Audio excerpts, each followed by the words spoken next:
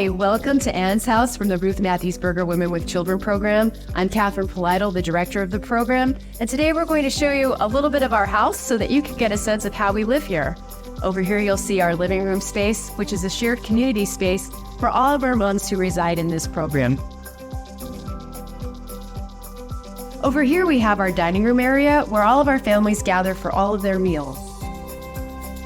And behind here we have our children's play area in our home.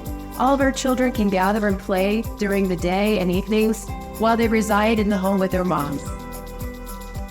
If you follow me over here, you'll see that our kitchens are fully equipped spaces that all of our families share, where they have meals prepared and share meals together.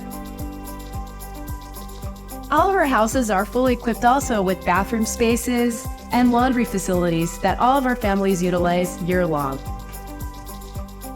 We know that studying is a big priority, so all of our houses are fully equipped with study spaces, including printers, printer supplies, as well as Wi-Fi throughout all homes.